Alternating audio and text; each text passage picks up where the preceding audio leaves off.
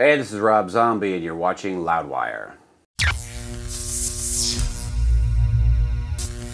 Hey everybody, Graham from Loudwire here, and I'm here with the one and only Rob Zombie. Thank you so much for your time. You're welcome. And the the Electric You Warlock. jumped right to the middle of the title. I know. The Electric Warlock, Acid Witch, Satanic Orgy Celebration Dispenser. Okay, I got it that time. April 29th. And like I was saying to you, I was really blown away by this record. Oh, thanks, man. It's short, it's right to the point, it's atmospheric, it's rich in texture. I mean, how would you describe the headspace that you think that fans are going to kind of be transported to when they listen to this thing?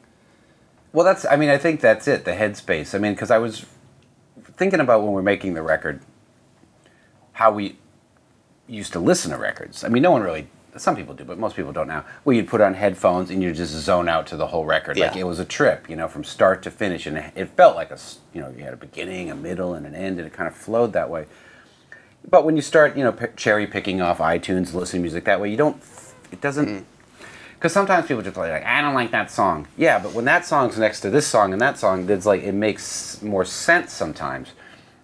It'd be like going you go to whatever, the White Album, go, why don't we do it in the road? My and God, you just hear that song go, I don't like the White Album. Yeah. Like, no, you gotta kind of hear it all in context. It'll make more sense for you.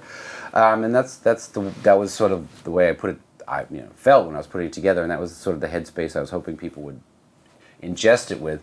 And I know people stopped doing that too because I thought CDs became so long that most people wouldn't lay there for 75 minutes listening to something. Well, yeah, sure. Because records got too long. So that's why I would go back and look at all the records that I love, and I would look at how long they were, and I go, wow, they're all about the same length. They feel epic.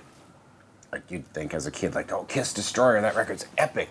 But it's really short. And maybe that's why I felt epic, because I listened to it like a million times. So, that was sort of the thought process. Yeah, this one really does feel epic too. And as you said, it only just scrapes past 30 minutes. And that's all it needs to be. And it's just, again, dense. And John 5, you can really, really hear how much time he put into this thing. I know he had a very heavy hand in writing it. He has some amazing guitar work and some of those interludes. Yeah, totally. I mean, John's a phenomenal guitar player. And what we really wanted to do was make every song different. So whenever we'd go approach a song, like, let's find a new guitar sound, something different. So it's not, like I know everyone knows he can shred like crazy, but Of course. That's not the same thing as like just having a song and then the shred and then you're back to the song. I was like, let's layer everything. So like he'd be playing, you break out the acoustic and have all these acoustic interludes, or a mandolin, or play a super distorted guitar, really kind of in a.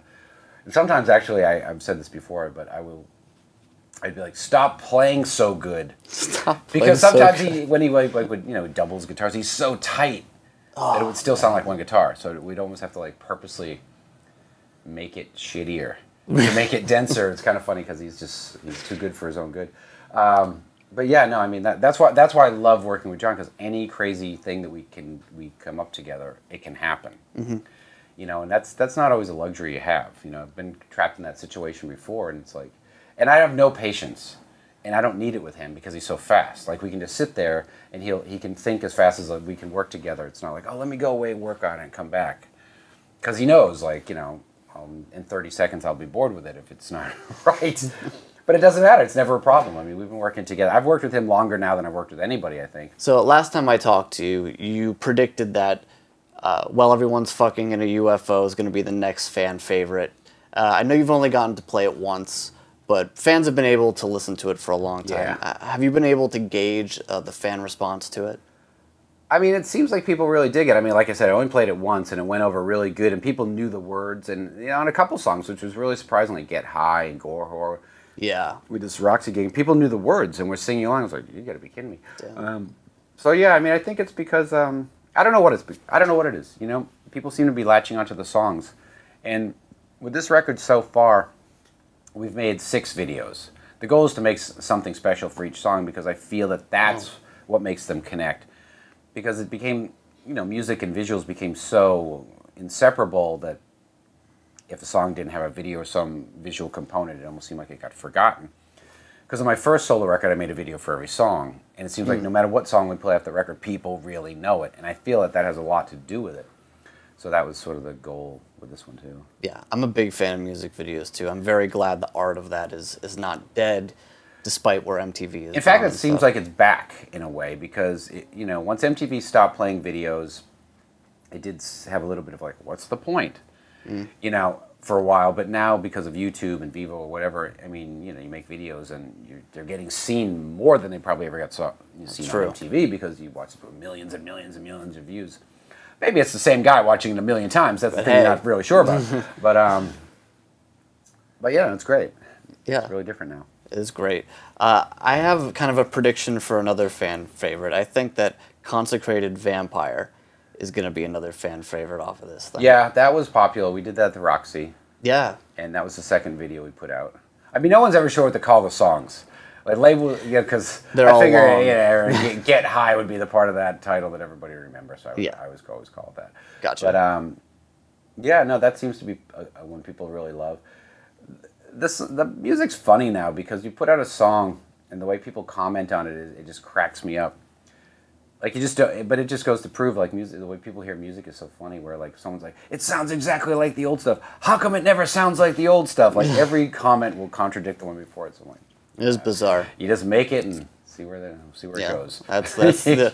What else can you do? Interpretation of music is different for everybody. It really is. The finishing track, Word of Lack. I mean, like, honestly, maybe the strongest closing track of your career, perhaps. Because this thing, this is one is like 5 minutes long. Yeah. And it is just, again, epic. Lots of different stuff going in and out. And I think Word of Lack is a type of vampire that has to feed off its own loved ones.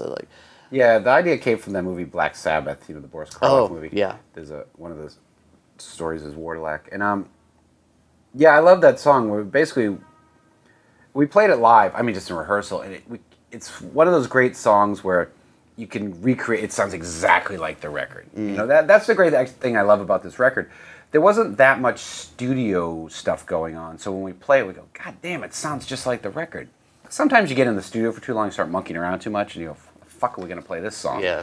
We got way off base, but since it stayed pretty guitar and bass drum heavy, the record, it's really easy to recreate, which is nice. That song in particular, heavy. Yeah, I really like that song. It is. I mean, that is by far the heaviest song on the record, and I think that'll be a good show closer once people hear it.